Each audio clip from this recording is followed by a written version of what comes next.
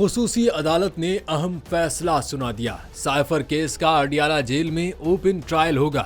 Official secret act के तहत कायम खुसूसी अदालत ने सुप्रिंटेंडेंट जेल की सिक्योरिटी रिपोर्ट की रोशनी में साइफर केस का ट्रायल अडियाला जेल में करने का फैसला किया है। साइफर केस की समाअत जुमा 1 दिसंबर को अडियाला जेल में होगी। ये ओपन ट्रायल होगा जिसमें मीडिया, अवाम और मुल्जिमान की फैमिलीज के 5 अरकान को भी ट्रायल देखने की इजाजत होगी। आम आवाम को जेल रूल्स और मैनुअल और कमरा अदालत में गुंजाइश की बुनियाद पर ट्रायल में बैठने की इजाजत होगी।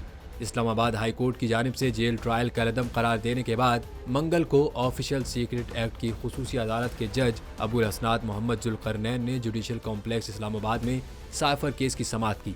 अदालत की जानिब से सुप्रिंटेंडेंट अडियाला जेल की रिपोर्ट का बगौर जायजा लेने के बाद अदालत ने फैसला किया कि जुडिशल कॉम्प्लेक्स में समाअत चेयरमैन PTI और दीगर अफराद के लिए महफूज नहीं है। इन वजूहात को मद्देनजर रखते हुए अदालत ने साइफर केस का ट्रायल अडियाला जेल में करने का हुक्म दिया।